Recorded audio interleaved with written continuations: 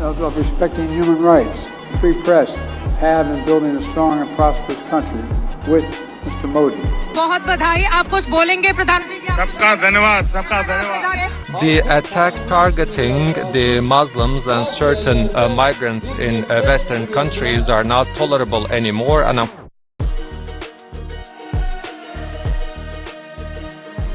घर में घुसकर पोल खोलना और घर में बुलाकर बैंड बजाना कोई अमेरिकी राष्ट्रपति जो बाइडेन से सीखे।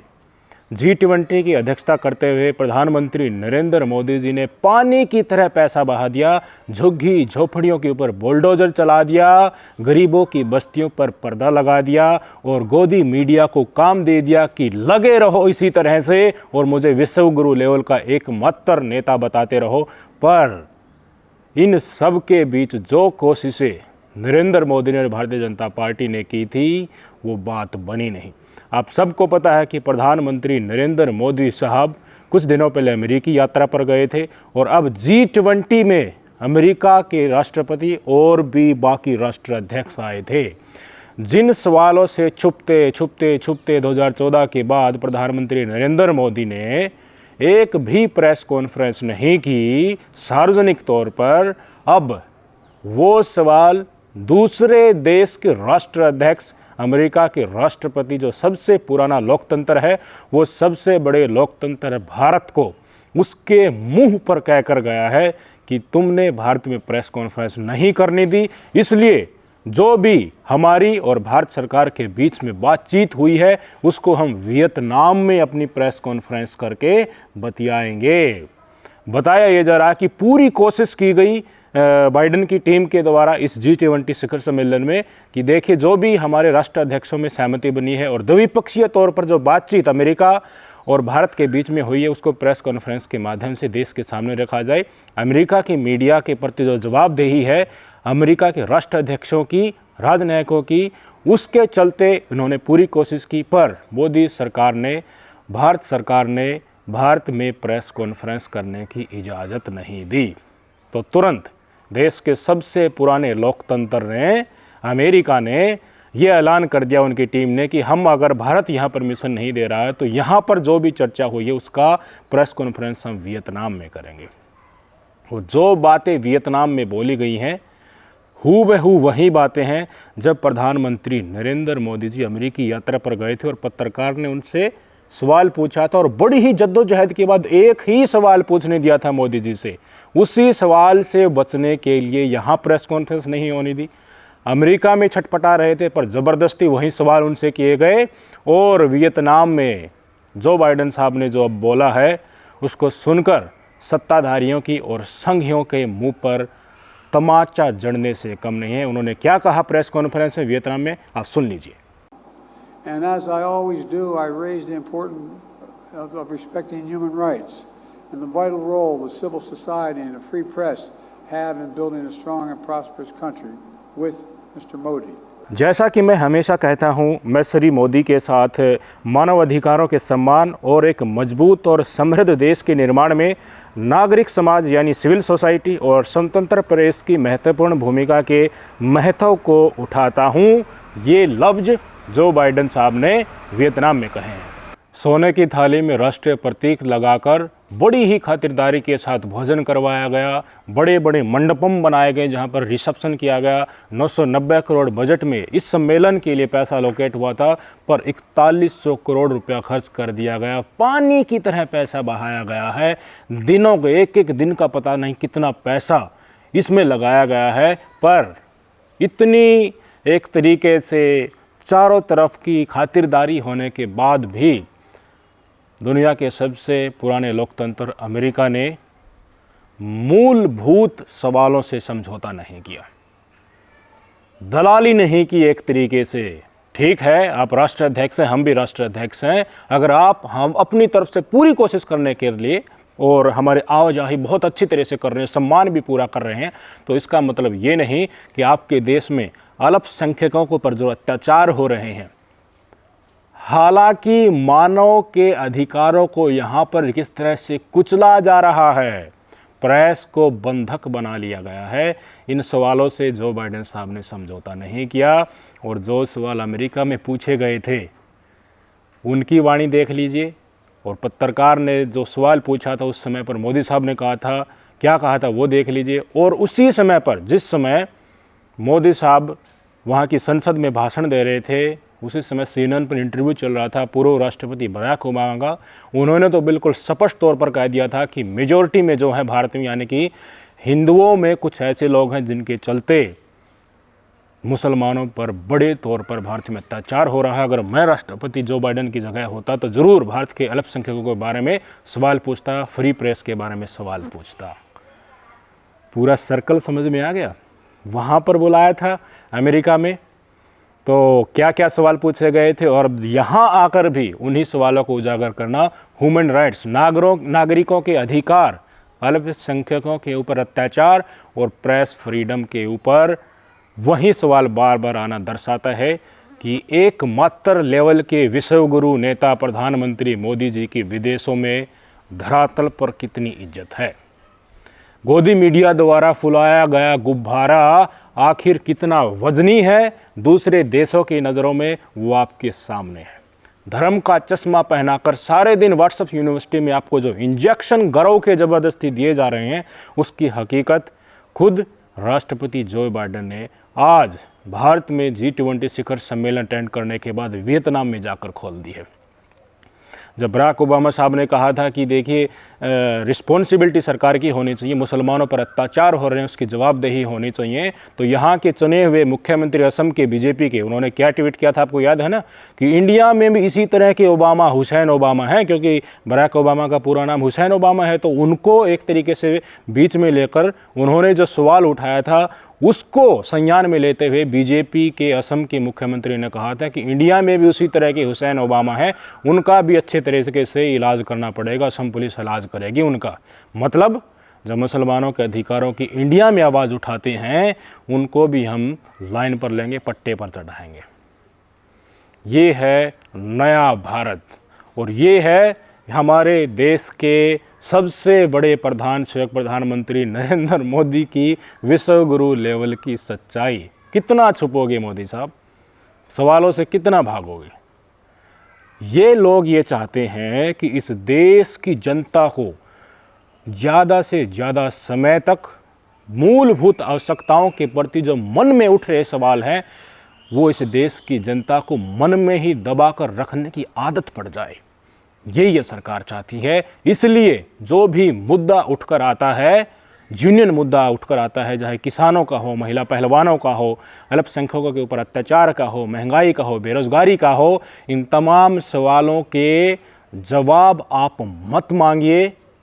आप सिर्फ धर्म की संतुष्टि से ही नफरत ही अपने अंदर बैठा लीजिए। सिर्फ वही ये सरकार चाहती है। और किसी न किसी तरीके से हर सिचुएशन अगर आती है जिसमें प्रेस में सामने आकर इन सवालों के जवाब देने पड़े कि मूलभूत आवश्यकताओं की चीज़ों के ऊपर बात करने की बजाय आप धर्म के नाम पर राजनीति क्यों कर रहे हैं। आज तक प्रधानमंत्री नरेंद्र मोदी ने मुसलमानों पर हो रही लिंचिंग और टारगेट किलिंग पर एक शब्द भी बोला है? एक शब्द भी दिखा दीजिए, प्रूफ के साथ कह सकते हो। एक शब्द भी इनकी हिम्मत नहीं है ये बोलने की। अगर ये बोल देंगे तो फिर कौन नाराज़ हो जाएंगे? ये ठेकेदार नाराज़ हो जाएंगे।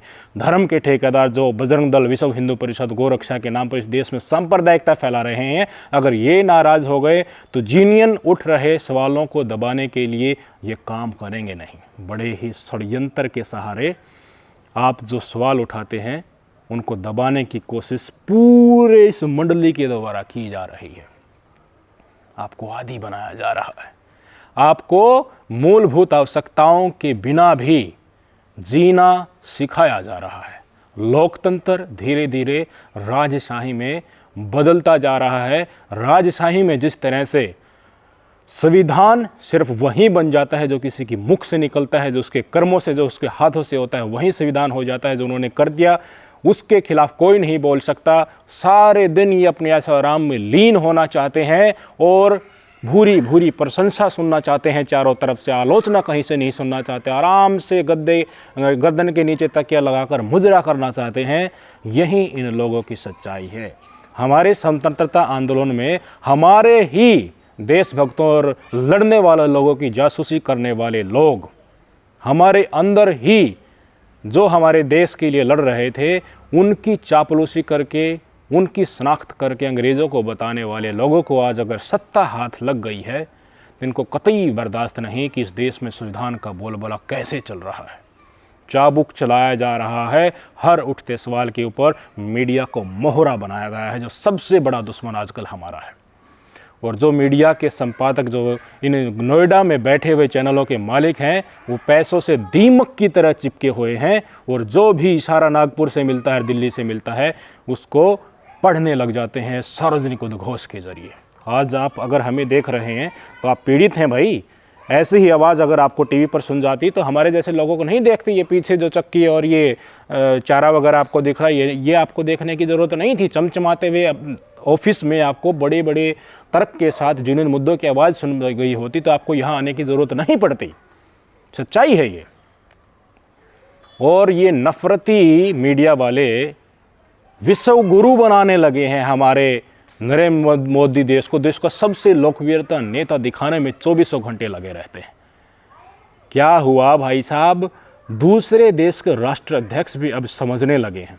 जिस तरीके से अमेरिकी यात्रा पर मोदी साहब गए थे और यहीं गोदी मीडिया प्रधानमंत्री नरेंद्र मोदी को छोटे छोटे मानवता वाले मुद्दों पर, ये गेस्चर जो होता है किसी का वेलकम करने का, उसको दिखा रहा था कि मोदी साहब तो इतने बड़े हो गए हैं कि देखिए लोग वहाँ के मोदी के पैर छू रहे हैं और कह रहे हैं कि नरेंद्र मोदी तो बहुत ही बड़ा नेता है। वो बात क्या उनके पास पहुँचती नहीं है? तो अमेरिका जो इतना बड़ा देश है, पुराना लोकतंत्र है, उनकी जवाबदेही के चलते वो पूरे के पूरे देश को चला रहे हैं। सार्वजनिक तौर पर मीडिया में सारी बातें वहाँ के राष्ट्रपति को रखनी होती है। उन्हें पता होता है कि देखिए अधिकारों के साथ ही चलना होगा, आखिरकार कितनी आडंबर करोगे। वो आज आकर हमारे देश के अंधभक्तों के मुंह पर खींचकर थप्पड़ जड़कर जा रहा है कि आंखें खोलो। जिसको तुम विश्व गुरु समझ रहे हो और जो व्हाट्सएप यूनिवर्सिटी का गोबर तुम्हारे दिमाग में भरा है और धर्म के नाम पर तुम्हें आए दिन मुसलमानों के ऊपर अत्याचार करके संतुष्टि जो मिलती है, असल मानवता और असल दुनिया, असल लोकतंत्र वो नहीं। विश्व गुरु तो वो होता है जिसमें 100 लोग बैठे हों एक पार्क में और किसी को किसी के धर्म से कोई मतलब नहीं हो, सिर्फ मानवता के साथ वो बातचीत करे। अमेरिका में जिस तरह से सही सणुता है आज के दिन, लोकतंत्र का बोलबाला है, मानव अधिकारों का बोलबाला है, उसकी तस्वीर जो बाइडेन साहब ने आज भारत में भी पेश कर दी है। क्या होता है विश्व गुरु, अंधभक्तों को आज सीख लेना चाहिए। और जो गोदी मीडिया ने आडंबर रचने की पूरी कोशिश की थी, तैयारी एक तरीके से पूरी की थी कि देखिए हम इतनी बड़ी छवि इसमें बना देंगे, उसके प्रति सारे के सारे राष्ट्राध्यक्ष पहले ही सचेत होकर आए थे कि जुबान से ऐसी कोई चीज़ ना निकल जाए जिसके चलते यहाँ की गोदी मीडिया नरेंद्र मोदी साहब को ही ईश्वर एक तरीके से बना दे। आपकी स्क्रीन पर तस्वीर देखिए, ये है बांग्लादेश की प्रधानमंत्री हसीना मैडम, इनके साथ हैं ऋषि सुनक, ब्रिटेन के प्रधानमंत्री हैं, भारतीय मूल के हैं, घुटने के बल बैठकर उनसे बात कर रहे हैं।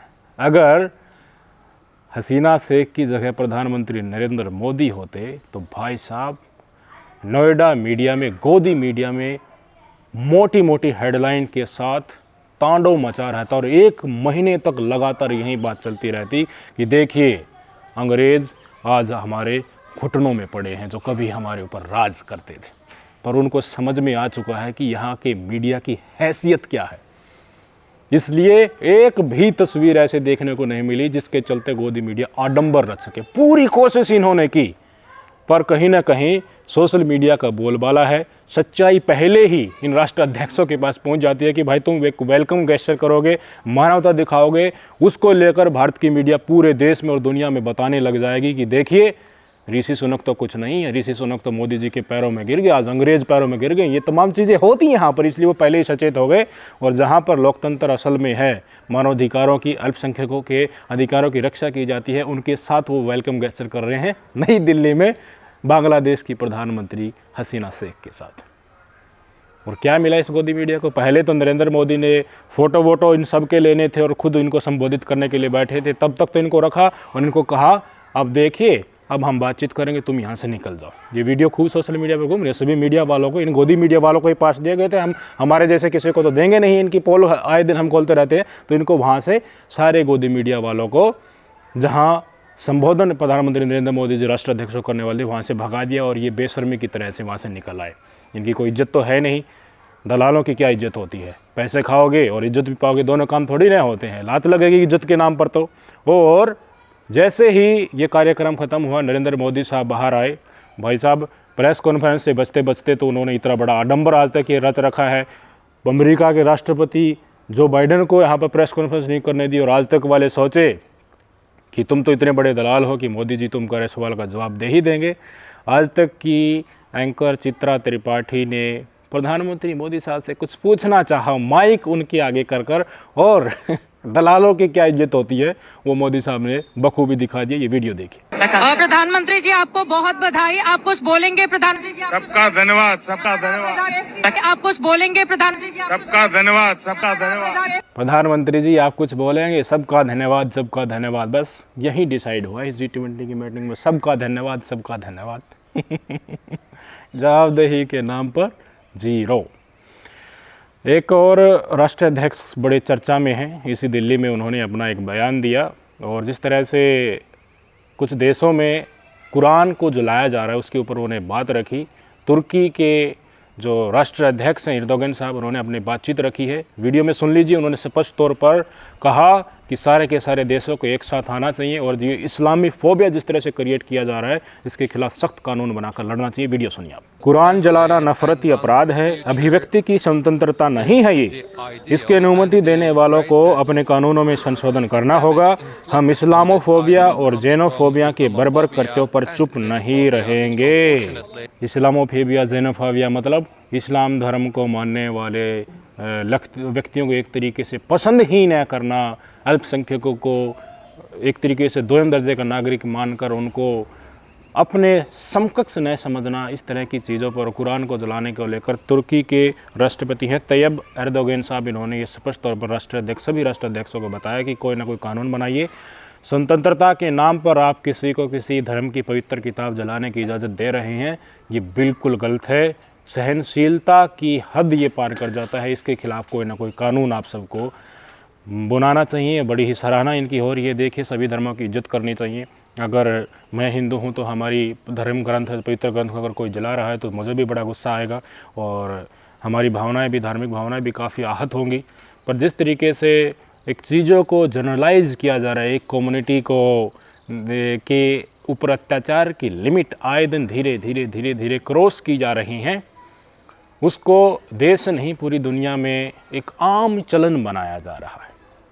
और सबसे बड़ा लोकतंत्र भारत में इस तरह की चीज़ें अगर हो रही हैं तो इसका इफ़ेक्ट छोटे छोटे देशों पर नहीं पड़ेगा, इससे इनकार नहीं किया जा सकता। जवाबदेही लेनी चाहिए हमें। एटलीस्ट आज तो संविधान का बोलबाला है। जिस तरह से हमारा देश लोकतांत्रिक देश से राजशाही में और तानाशाही में तब्दील होता जा रहा है, इसको अगर हमें बचाना है तो हर हो रहे अत्याचार के खिलाफ मुकम्मल तरीके से खड़ा होना पड़ेगा। नहीं तो आपको आदत तो डाली ही जा रही है धीरे धीरे चुप रहने की। कुछ और साल में आपकी ये आदत आपकी दिनचर्या बन जाएगी। उसके बाद कब ये देश लोकतंत्र से तानाशाही में बदल गया आपको भी पता नहीं चलेगा। सोचिएगा, विचारिएगा। नमस्कार।